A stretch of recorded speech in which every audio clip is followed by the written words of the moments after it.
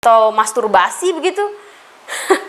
Selain membunuh, memperkosa, si Rene ini pun dimutilasi.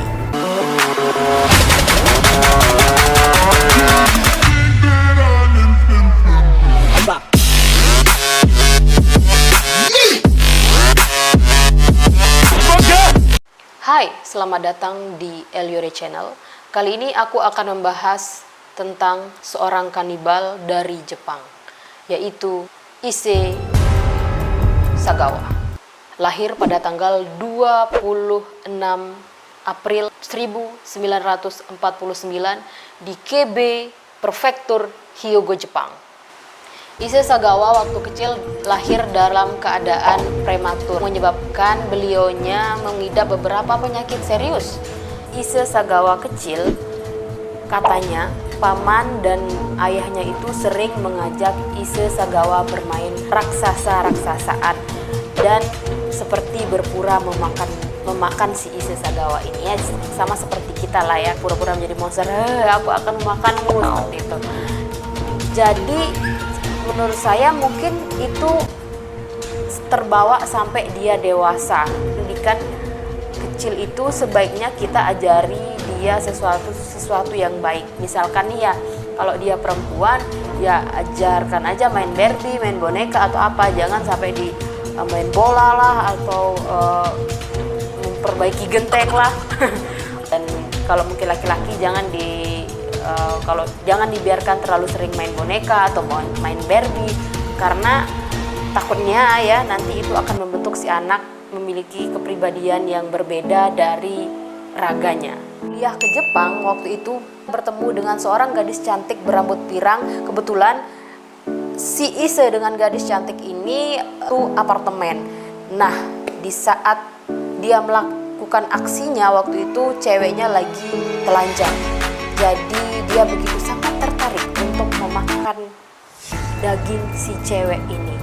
Nah, saat dia akan melancarkan aksinya, si wanita berambut pirang itu terbangun. Rencana Issei Sagawa untuk membunuh cewek itu gagal. Dan Issei Sagawa justru dilaporkan ke kepolisian atas tuduhan pemerkosaan. Dan tidak ada yang tahu motif utama dari Issei Sagawa itu adalah sebenarnya bukan untuk memperkosa, tapi untuk memakan daging cewek tersebut. Wow. Seru nih.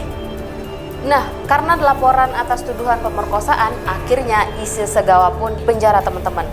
Dan setelah keluar dari penjara, Issei Sagawa ini tetap melanjutkan pendidikannya sampai dengan selesai. Tepuk tangan dong. Jadi walaupun dia seperti itu, dia tetap berniat untuk tetap melanjutkan kuliahnya. Dan pada tahun 1977, Issei Sagawa ini pergi ke Paris, Prancis untuk melanjutkan S3-nya di Universitas Sorbonne. Walaupun dia pernah di penjara, tapi Issei Sagawa ini tidak jerah. Hasratnya untuk memakan daging manusia itu menjadi-jadi. Hampir setiap malam Issei Sagawa ini mengundang PSK atau perempuan bayaran untuk datang ke apartemennya itu. Bukan untuk enak-enak atau wik-wik gitu ya, seperti laki-laki.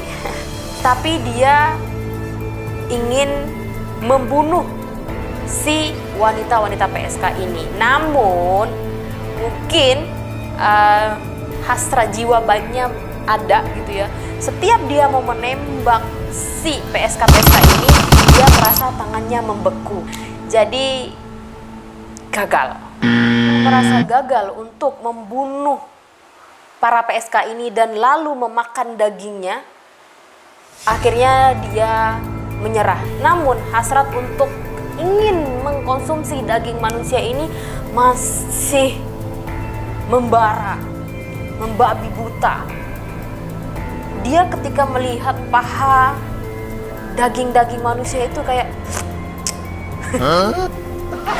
kayak menarik gitu loh. Seperti kita yang melihat daging rendang ketika berpuasa, atau mungkin paha ayam yang dibakar, terus dikasih kecap, terus bumbu pelecing.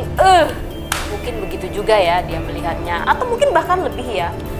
Pada suatu hari di suatu kelas, si Ise ini terpukau dengan seorang wanita cantik bernama Rene. Dia jatuh cinta ya. Serem juga sih kalau dia jatuh cintai sama orang seperti ini.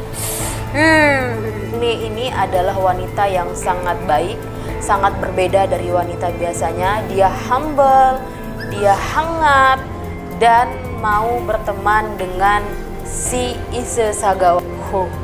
Sering diajak makan layaknya seseorang teman lah ya, atau seorang teman dekat. Sering juga berkunjung ke apartemen Ise Sagawa ini gitu. Tiap kali si Rene Harvard ini berkunjung, Ise Sagawa ini berusaha untuk tetap ingin membunuh dan mencicipi dagingnya. Mungkin nafsunya itu mirip-mirip orang yang begitu ingin memiliki atau melampiaskan nafsu seksualnya mungkin ya, tapi dalam bentuk ingin memakan juga. Artinya mungkin dia ingin memiliki sepenuhnya jiwa, hati, dan raganya. Bukan cuma pengen kayak menyentuh gitu, tapi dia pengen juga Rene itu masuk di dalam darahnya dan tubuhnya. Walaupun ujung-ujungnya bakal jadi tai sih sebenarnya. Karena dia gagal terus, sampai pada akhirnya Ise Sagawa ini menjadi sakit dan delusi. Mungkin kayak orang lagi meriang ya, merindukan kasih sayang. Kurang lebih mungkin seperti itu ya, karena sudah lama tidak tersalurkan nih. Saya rasa ini sebenarnya beda-beda tipis ya, sama kayak orang yang begitu mencintai seseorang lalu kepengen untuk memilikinya namun tidak bisa, ya pasti nggak bisa makan, nggak bisa tidur, nggak bisa apa, nggak bisa ini, nggak bisa itu kan. Cuman bedanya dia itu pengen memakannya gitu loh, pengen memiliki seutuhnya begitu, ya nggak sih? Akhirnya si Ise Sagawa ini mengundang untuk yang terakhir kalinya. Si Mbak Renenya ini datang untuk menerjemahkan bahasa Jerman, puisi bahasa Jerman. Pada saat membaca puisi bahasa Jerman, akhirnya Ise Sagawa meluncurkan aksinya di sini. Dia menembak bagian leher Rene. Akhirnya meninggal dunia guys. Itu tanggal 1981, tepatnya pada tanggal 11 Juni menjadi hari terakhir dari Rene. Beliau meninggal di tangan temannya sendiri, yaitu Ise Sagawa. Waktu itu si Rene ini berumur 25 tahun.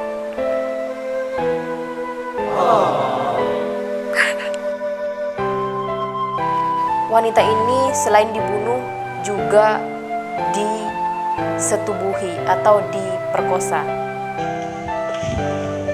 Setahu saya ya, orang itu kan akan menyetubuhi sebelum dia meninggal. Biasanya masih hidup baru disetubuhi, lalu dibunuh kan? Biasanya seperti itu ya. Nah, si Ise Sagawa ini berbeda. Dia bunuh dulu, setelah dia bunuh baru dia perkosa, baru dia setubuhi maksudnya. Itu apa enaknya gitu.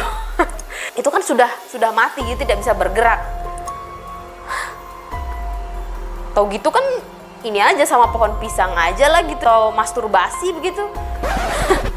Selain membunuh, memperkosa, si Rene ini pun dimutilasi. Aku nggak kebayang sih kalau seandainya aku adalah keluarganya si cewek ini, udah pasti udah marah banget kan. Ini udah dibunuh, sudah diperkosa mayatnya dan dimakan, lalu dibuang lagi sisa-sisanya. Oh Tuhan, katanya sangat senang sekali memakan daging manusia ini karena tidak berbau anyir. Dia itu paling suka pada bagian dada dan wajahnya. Mungkin si cewek ini bagian muka dan dadanya itu bagus gitu ya, terus cantik.